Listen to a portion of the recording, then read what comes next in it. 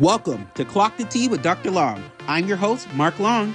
Thanks for tuning in. Today is November 22nd, and we are going to talk about a few things that are happening right now in the country, but also talk about some special topics. From political heat and some podcast power, we're going to dive into a little bit of conversation on Thanksgiving, talk about some Native American heritage, and we're going to also dive into some conversation around sexuality. Yes, sexuality is a spectrum. And I truly feel like if our society normalized pansexuality or sexual spectrometry, it would help so many people. In addition to talking about sexuality, I'm always going to clock that reality. Mia has been arrested. Jen Shah has been released from jail. What? Or she will be released. We'll give you more tea on that in a minute.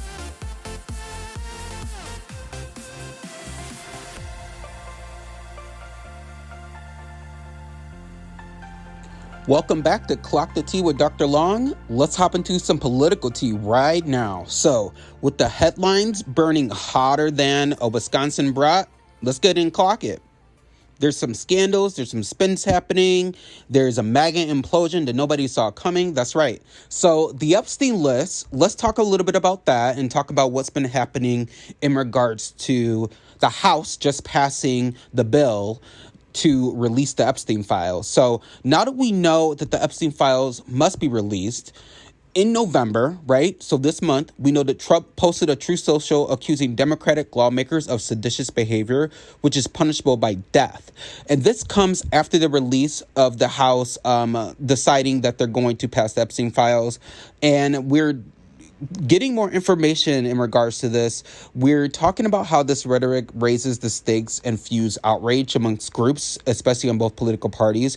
But we also kind of got lost a little bit here because I feel like Trump is trying to deflect as much as he possibly can from the Epstein files, but he's also trying to take more steps at Democrats because I feel like it helps set up a divide so that he can run with this narrative of this being a cult of the Democratic Party and this being a hoax, that the Epstein files have nothing that's damning in them, when we all know that there's thousands of victims that were victimized, and that these tweets that come out of Trump's mouth and his nastiness towards reporters and people who are reporting in the media is just disgusting, and is definitely something unheard of in the United States of America.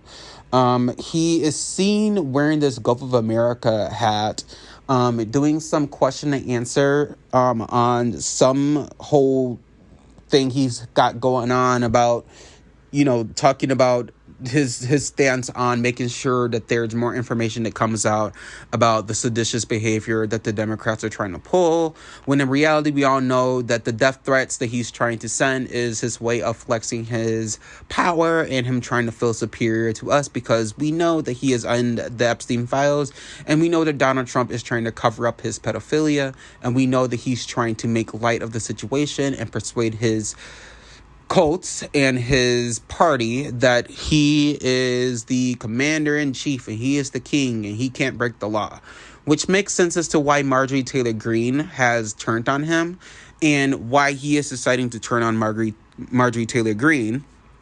So we all know that Marjorie Taylor Greene was Trump's fiercest ally since 2015. She was the original face of MAGA. She now breaks into like rants and that kind of thing. And we've seen her done that several times with conspiracy theorists and how she goes down a rabbit hole of QAnon and space lasers. And we all know that that was all misinformation that she has admitted to since her appearance on The View.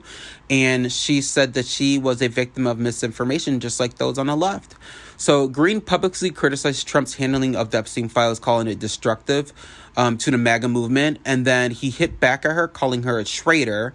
And now this pivot between the two of them in terms of standing up for her constituents as she is a representative, and Trump standing by his notion that he feels that Marjorie Taylor Greene is not a true MAGA supporter, is not a true Trump supporter because of how she decided to stick her neck out in regards to making sure that people's premiums don't go up in her district, and making sure people are receiving subsidies to healthcare and are not being impacted by the funding bill that's happening amongst the Republicans in Congress right now, and that there's less participation overseas in foreign affairs.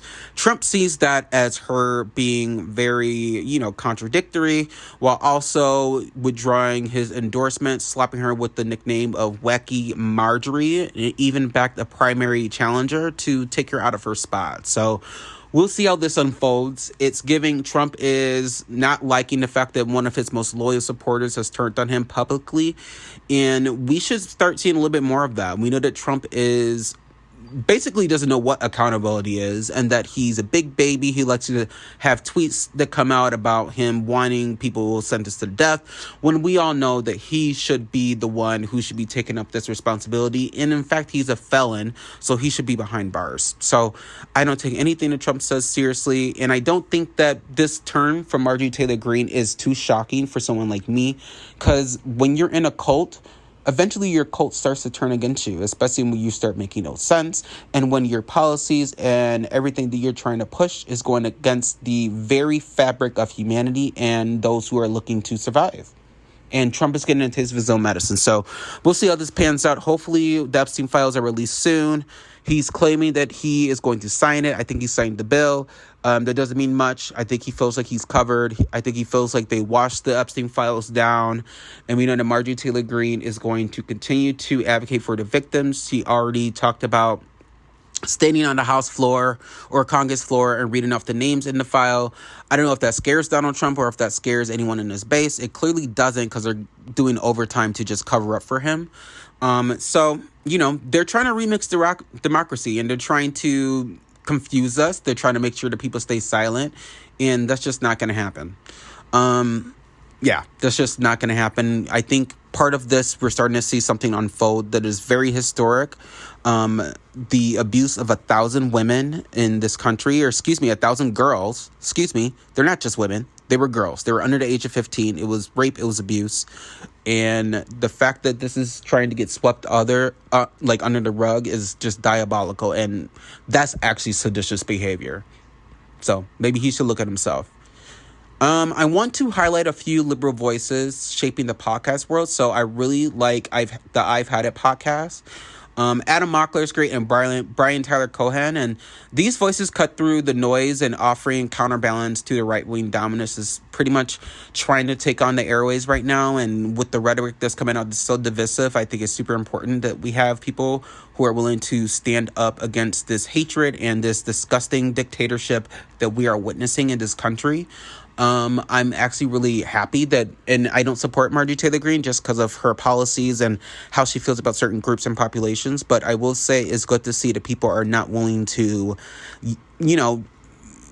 stand by someone that goes against their own morals in regards to humanities, and making sure that people are getting their needs met in this country that is supposed to be the country where you should feel safe enough to get your needs met. So anyway, thanks for tuning into some politics. I think we'll start talking about some more stuff. Thanks for tuning in. Let's get into some heritage flavors and some healthy twists on Thanksgiving. And let's talk a little bit about whitewashing Thanksgiving. But before we hop down that aisle, I am going to go ahead and just talk about some general things. So I don't think Thanksgiving is just about turkey and pie. It's about survival. It's about food. It's about culture. It's about a dash cinnamon. It's about those seasonal flavors, right? And I think it's super important to talk about the history and talk about, what was actually Thanksgiving like over the years. So what was the original Thanksgiving meal actually like? And I believe it was 1621. I think the feast between Pilgrims and natives was actually something that occurred, but it was between a specific tribe. I believe it's the Wampanoag tribe, and it lasted for about 3 days. And the actual menu wasn't what we see today, which is like your turkey and your stuffing and your ham and your mashed potatoes and all that. Instead, it was a little bit more of the times, and it was a little bit more of what you would think would be a Thanksgiving meal in 1621. So the menu reality looked like this. So they had wild fowl, which was likely ducks or geese or, maybe turkey, maybe wild turkey, but there's no confirmation that was actually the case. So most likely they were eating more wild fowl, because we know that was a little bit more prevalent at the time. And venison was also served, along with some shellfish because of where they were located. Corn, because we know that was something that was native. nuts, some foraged fruits, right? And some dried fruits. So there wasn't anything like mashed potatoes. There might have been something like a squash or something within a squash family. There wasn't really any cranberry sauce or like pumpkin pies, and those came centuries later. I believe in the 1800s is when we started to get more things like that. So it's so interesting to see over the years how food has like changed, specifically when it comes to things like, traditional Thanksgiving. So like at Black Thanksgiving tables, we typically see greens and mac and cheese and sweet potato pie and ham and turkey, the whole nine. At white tables, for what my experience has been, you see things like a green bean casserole, pumpkin pie, maybe there'll be a turkey. Mac and cheese isn't too common, but definitely mashed potatoes and gravy for sure. And then usually some kind of salad that's made, some kind of cold salad or some kind of warmer dish that's like a combination of things, green bean salad or anything like that. I guess that's pretty much the differences of what I've seen. I think food tells stories, and it tells times from over the years. I remember, chitlins being made on the stove and that smell and how horrific it was. But I just loved being in the kitchen with my grandma, with my dad when they would cook for Thanksgiving. And I think being really immersed into the culture of the holiday, and especially when it comes to food, is super cool. But yeah, I think it's super important to talk about those cool little nuggets. And I think in regards to Thanksgiving, I've noticed like when it comes to some traditions in Thanksgiving, a lot of people have Thanksgiving food and they sit around the table and they pass it around, and your traditional Hallmark Thanksgiving. And some food or some people's Thanksgiving is more, buffet style. And you kind of get up and you make your plate, you pray, and kind of serve yourself. And I think that's very common amongst a lot of cultural gatherings where there's a lot of people that come. For smaller gatherings, you might see something a little bit more relaxed, kind of like what I explained about passing things around the table. And I think Thanksgiving is that time where you get to spend time with your family. Sometimes it could be tricky, especially if you are part of the LGBTQ plus community and you're not really close to your family. Or say you are a person who is LGBTQ plus, but you move to a city so that you could be more, immersed into your community, and then you go home to the real holiday or to the real burbs or wherever you're from. And, it's just, sometimes it's nostalgic and sometimes it can be triggering for many. I think for me more than anything, because I am born and raised in the Midwest, it feels fine to go home. But I know for a lot of people who don't have that support, or who don't have chosen or supportive families, I think it could be a challenging time of the year. So I want to give those people a shout out. And, if you ever need support, you could always reach out to someone like me, or, check out some resources within your local community and figure out what's around. And I think it's super important to give back for the holiday as well. So like making sure, like if you can, I know we're not doing it this year, but we want to make a tradition of, giving back to communities and being more present, and probably volunteering to make sure that people who are unhoused have a meal this time of the year. It usually starts to get cold around Thanksgiving. But yeah, I think one thing also about Thanksgiving that I really love is kind of like the preparation for Christmas, if I'm being honest. And some people say, especially experts say, that the time to decorate for Christmas is after Thanksgiving. But I actually start my decorating mid-November, so I started last week. And I like it because I feel like having my Christmas decorations up for 6 to 7 weeks instead of just the traditional 3 to 4 weeks, you get more use out of your decorations, and it lifts the spirits, and it puts me in a better mood going into the holiday season. So I enjoy that. And early decorating is actually linked to higher happiness and friendliness, and can also help with your mental health. It can also release levels of those feel-good hormones in your brain, which can help you be prepared for the holiday season and can help relax your anxiety going into moments where you might be going to go see family. So that's just something to think about, So go ahead, deck the halls. Don't just have your cranberry sauce. Get your decorations out and be festive. I think that kind of puts you in a good mood this time of the year. I want to talk a little bit about, just some traditions. And we know, obviously, Thanksgiving has been whitewashed over the year. years, and we know that because of the traditions of Thanksgiving and because it is a colonization celebration, right? We know that people came over and colonized the United States of America, which is Native territory, and I think it's super important to acknowledge that it is Native American Heritage Month, and November is federally recognized as as National Native American Heritage Month, honoring indigenous cultures, histories, and contributions. And it matters because of the resilience and the sovereignty of Native Americans, but most importantly, it kind of, erases this whole Thanksgiving myth that it specifically was whipped out of nowhere and that, no one lived here and it's only tradition to celebrate, just a new way of being and the founding of this country, when in reality, Heritage Month kind of celebrates a little bit more than that. We see that there's so many contributions that Native Americans have had over like the holidays, but most importantly, just in this country in general. Just to talk a little bit about some Native American heritage, we know that the U.S. Senate, I believe it was actually on November 20th, but anyway, they unanimously recognized November as National Native American Heritage Month, which is actually something worth talking about.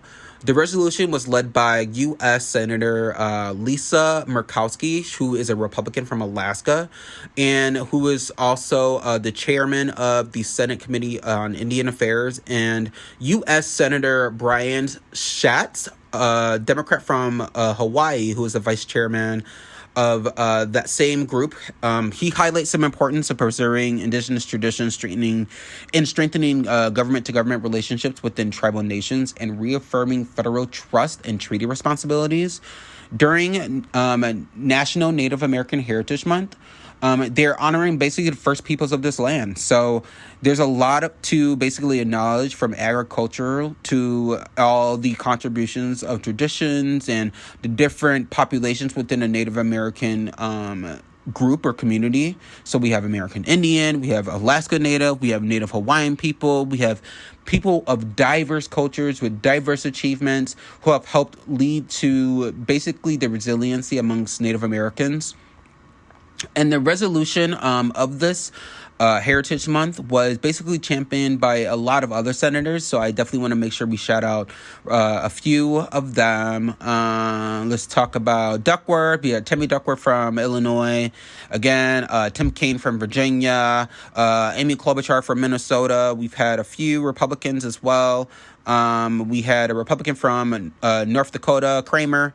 A Republican from Montana. We got Daines on there. Another Republican, Crapo from Idaho. So it feels pretty bipartisan in terms of making sure that this holiday exists. But I think it's worth noting all the different contributions of Native Americans and also acknowledging some storytelling. So they're not just, keeping history alive, but they're also keeping, different traditions alive. And I think that's super important as well to mention. And just to list off some Native American contributions, because it is National Native American Heritage Month, let's talk about a few things. So we know that Native Americans have made several contributions, but most importantly, the Three Sisters, which a lot of people talk about amongst the Native community, which is basically corn, beans, and squash. Those sustainable farming goods, if you will, made farming actually sustainable over the years because they provide nutrition and nourish the soil and the people that feed off of it, which help people live long and also is a huge staple to a lot of current meals that we have now today in the country.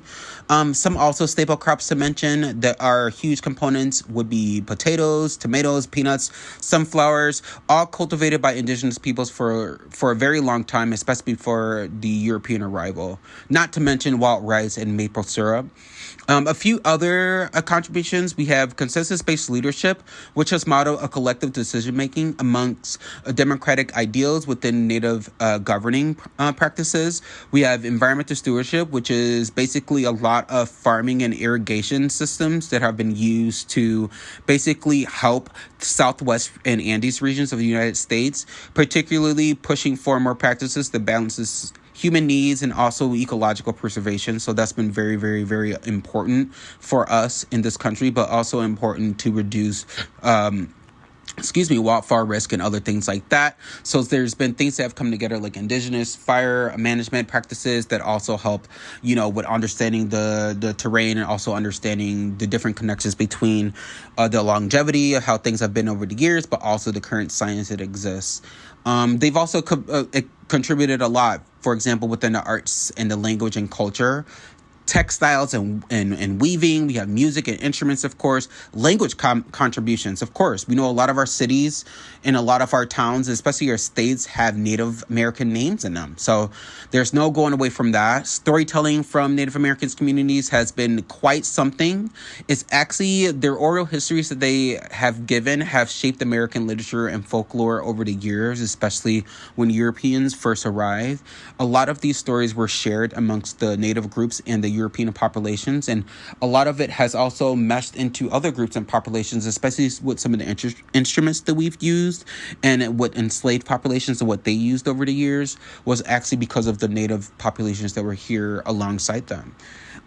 We know herbal remedies, some holistic healings, but most importantly, everyday interventions like canoes and kayaks. That is definitely something that was engineered based off watercrafting from indigenous populations. Snowshoes, we have rubber processing, housing innovations like teepees and longhouses and pueblos, which were adapted to diverse climates.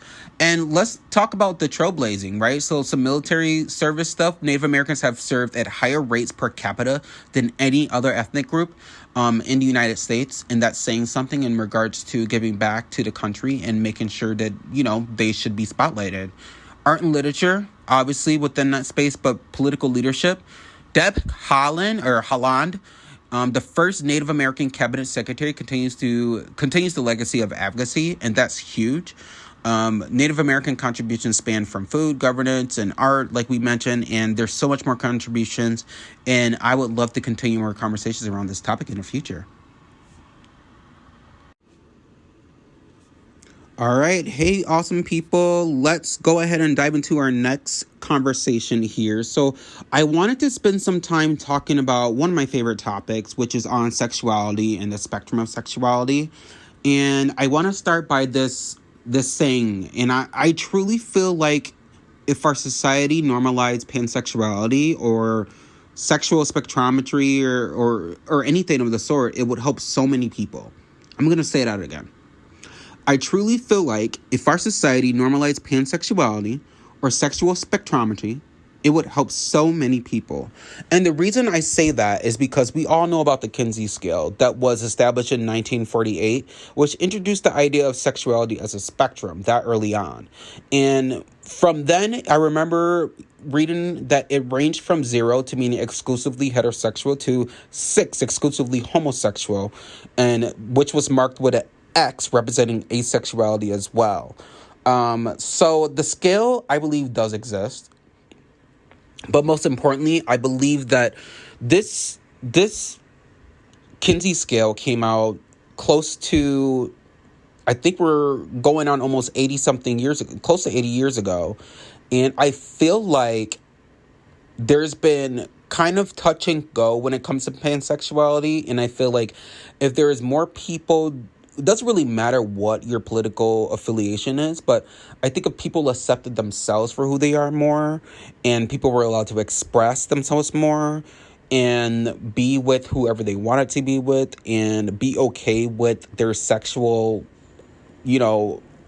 wants and needs, I think we would be in a different society.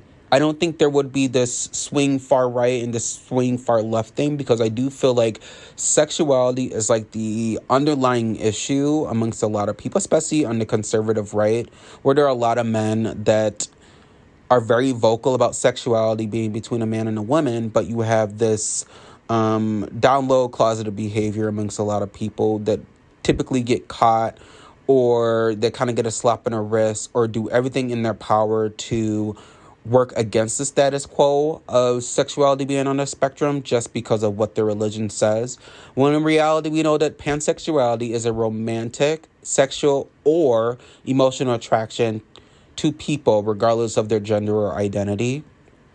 And I think just to that point, pansexuality is just the matter of not being completely glued to one end of the spectrum or the other. Is more so about differing from bisexuality in that it explicitly includes the attraction to non-binary, gender fluid, genderqueer, trans individuals, which is very, very interesting too, because it kind of opens up this idea of the Greek prefix of pan, meaning all, meaning attraction to all, and not necessarily this label. So a lot of people don't like labels, but we know that pansexuality, whether you want to consider it a label or not, it just gives validity to the fact that that does exist and that people are and can be attracted to whatever they're attracted to. My take on that is that I believe that we're all a little pansexual. I think for some people, they might be more attracted to more of one identity or one like presentation than not.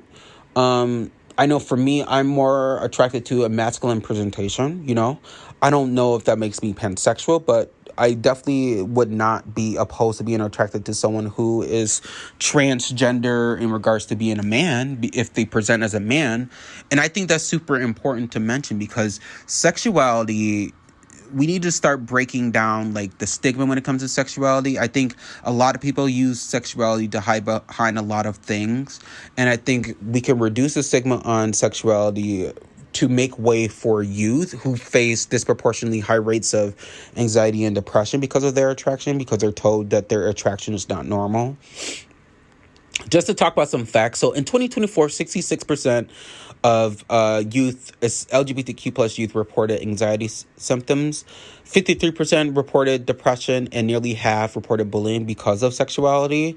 So representation matters in small rural towns and small communities, but most importantly, and especially in school practices, make sure there's an inclusive language. That's why parents fight so hard that there are acceptance in schools, but most importantly, that the protective factors come into play and the risk factors are not as great with the lack of mental health resources, because we know that when mental health outcomes improve, we know that there's less opportunity for those youth to have suicide ideation and for other mental health things to come up. Looking at it from a global perspective, when it comes to sexuality, we know the sexuality is fluid, and it widely depends on just how some countries view that.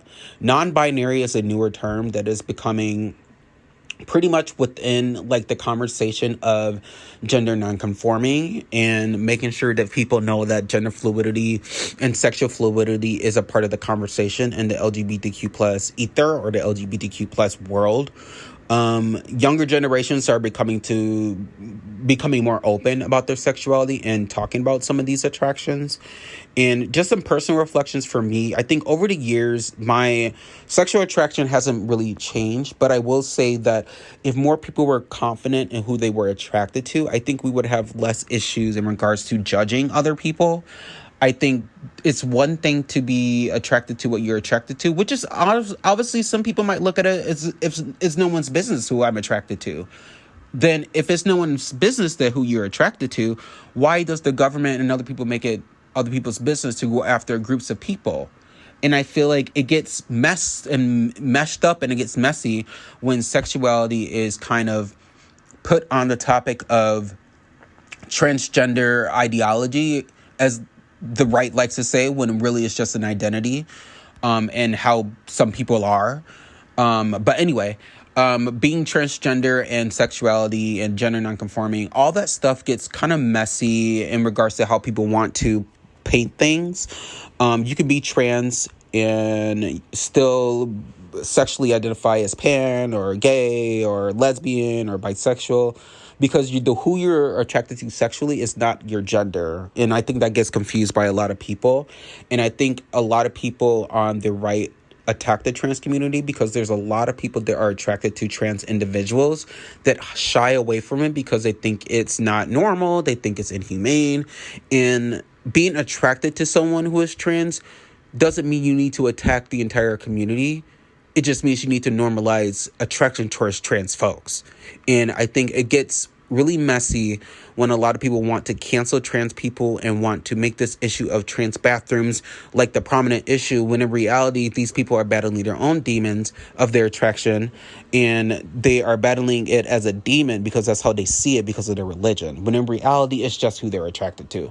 If you like someone who's trans, just like someone who's trans. I think when it comes to sexuality, especially if you're sexually attracted to someone who's trans, then live in that. I feel like that's part of what being a human is, and the curiosity and the wanting to be sexually positive about who you are is important. But most importantly, I think people within the trans community and people who are LGBTQ plus or anyone, sexuality is something that we are very positive about, because it is something that is taboo amongst religious bigots because they like to shy away from it because they're embarrassed about their attraction. When in reality, sexuality is something that is worth celebrating. I think it's super worth in terms of making sure that we are looking at it from a perspective that it strengthens communities and it reshapes conversations. It sparks joy. It makes sex and sex conversations super, super awesome and open, and it helps people feel comfortable. I know there's a lot of conversations around kink and fetishization, and I think those communities deserve to feel empowered and feel that they can express themselves and live a whole loving life with their partners or partner or themselves. And I think sex is something that we should celebrate and not something that we should make it a heteronormative man or woman, gotta have kids, bullshit ass thing. Thanks for listening.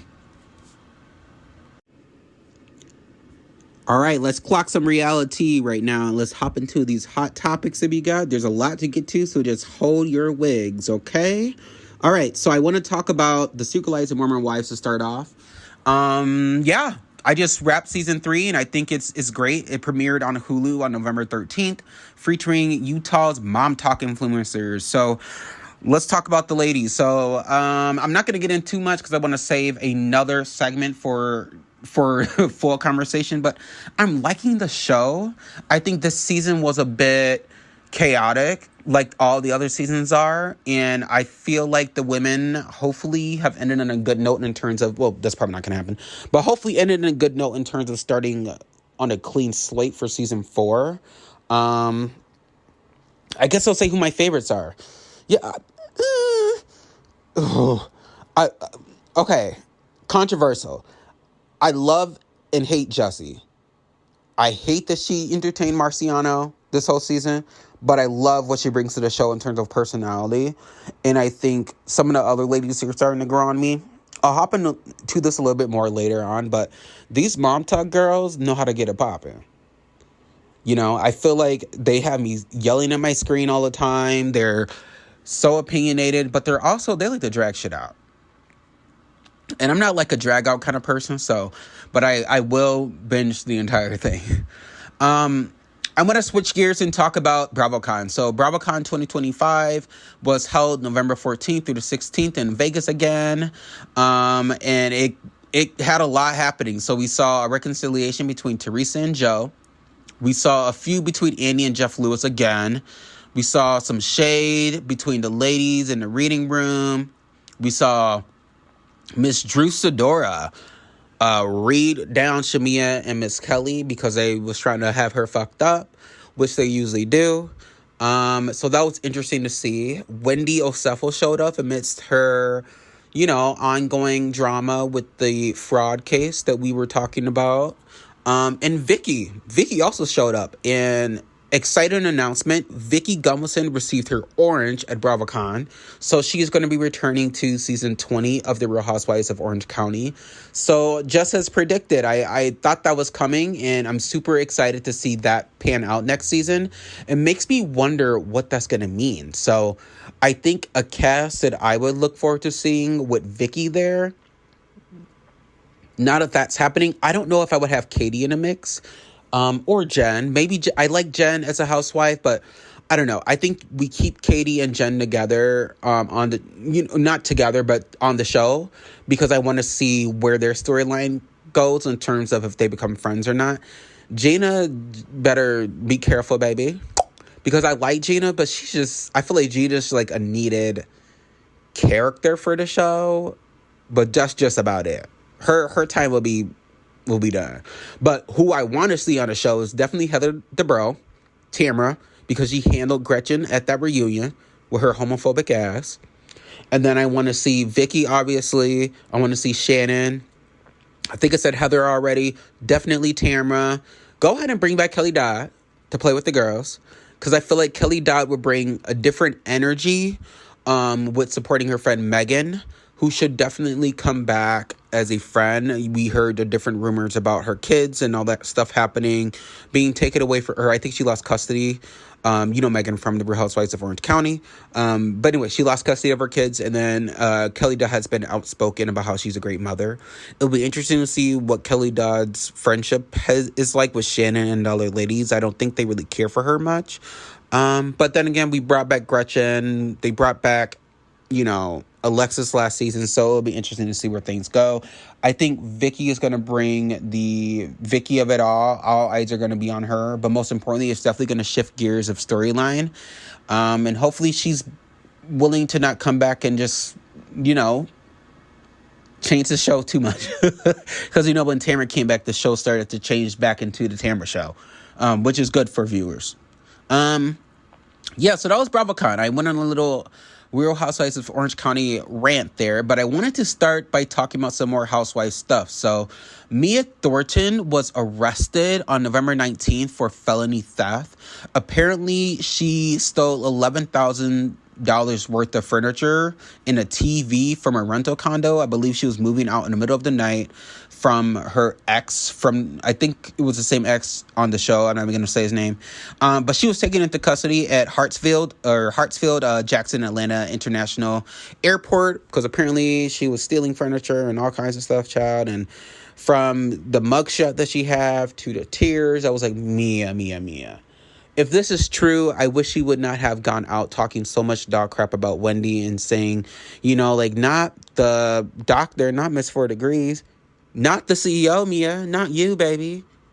So I hope she gets that figured out. That is awful news.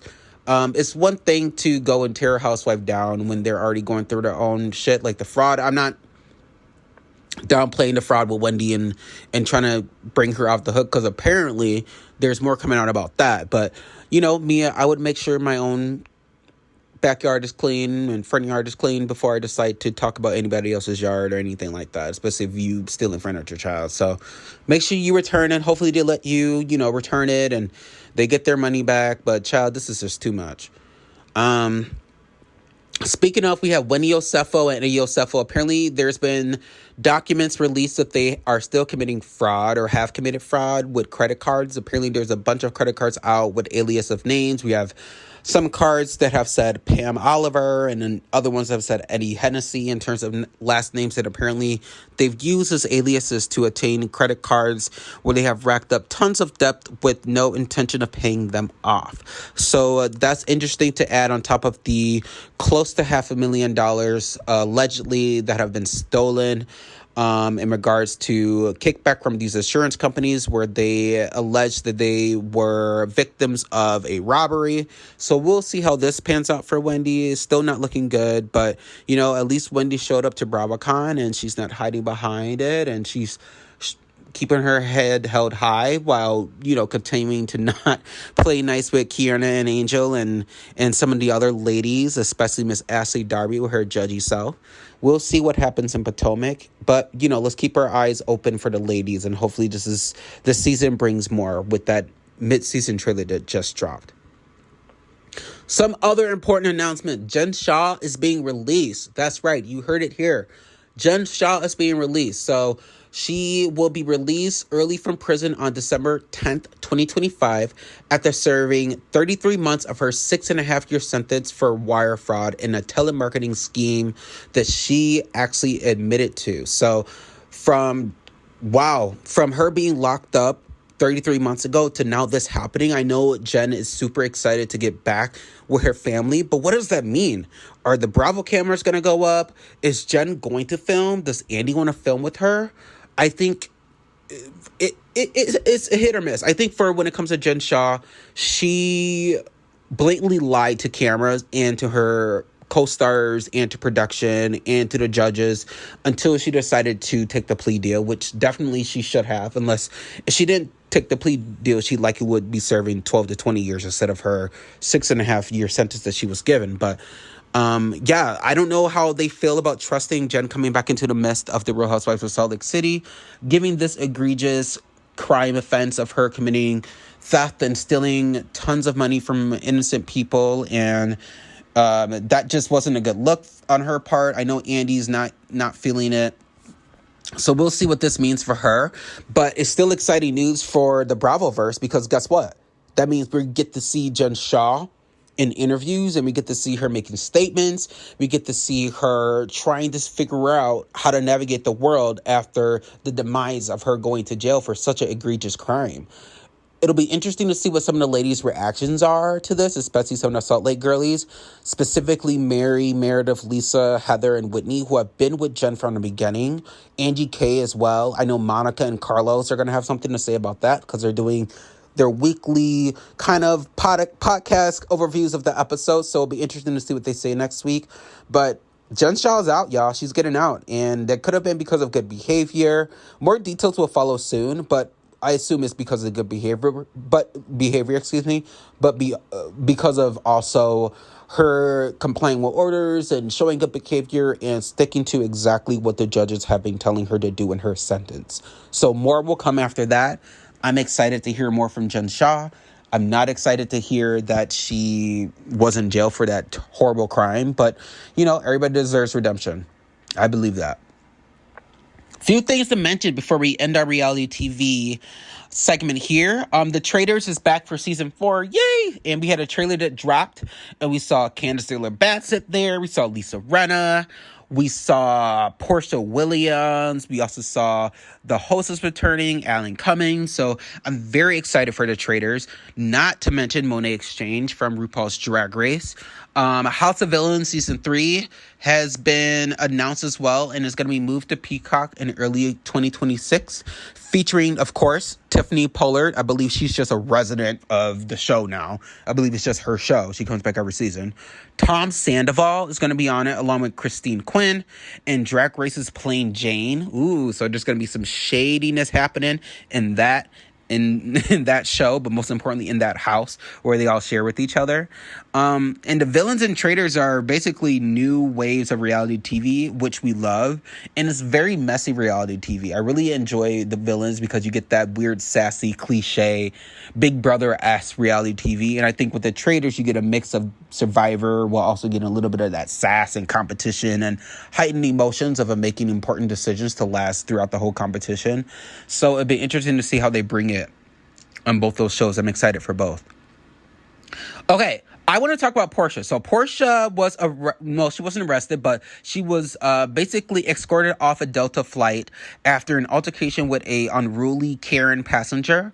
The FBI confirmed that it was investigating whether federal charges applied here in this moment. And we know that the Bravo star was experiencing some misdirected hostility from a passenger based off some witnesses that came forward, also video footage of the lady getting in Portia's face and being absolutely rude and swearing at her because Portia would not allow the lady to disrespect her and talk to her very rudely and disrespectfully on the plane in front of many other people. Now, we know it has been confirmed that the woman has lied and she has made statements about Portia attacking and hitting her and putting hands on her and assaulting her. And we know this behavior is something common amongst the Karen community because they like to lie. And one thing about Karens is that they forget about cameras nowadays.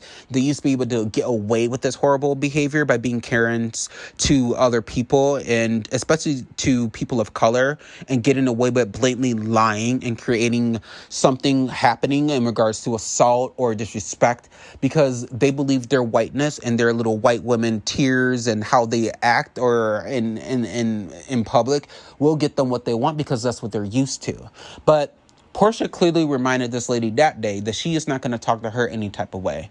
And she made that very clear to her, which sent the lady above and beyond to oblivion, where the only way she knew how to fight back was to create a story. Well, it's not going to work here, Karen. And I'm glad that Portia was vindicated by the different witnesses coming up to talk to her and the police officer and getting their name and contact information. Very smart, Portia. But it just comes to show you that even these celebrities, even these Bravo celebrities aren't completely exempt from any kind of mistreatment from a wild, crazy, MAGA conservative Karen that's just trying to show out and lie on a black woman because she feels bad that she was put in her place. Because you can't disrespect anyone that you want to disrespect. And I think that lady learned that day. So, good job, Portia. And hopefully everybody can kind of calm down about this whole FBI thing. Portia's not on the FBI list and she's not on a no-flight list. It was just an unruly Karen trying to get Portia's attention. Or trying to get anybody's attention for that matter. Because, that's what they love. Moving on. So let's talk about RuPaul's Drag Race UK Season 7. And the Final 4 is here. And I'm going to spill some spoilers, so if you haven't seen it, please don't listen. But Katrin Fillings was made to the top, as well as a few other queens. We had Elvas, who was made to the top as well, which is one of my favorite queens of this season. Bones also made it to the finale, which is wonderful. So far I announced Bones. I announced Elvas. I announced Katrin Fillings, and Select Sedition is the fourth person who has been bringing insane runaways. Last week, or this week, was actually the roast challenge and the comedy challenge where they were roasting the previous queens and the judges.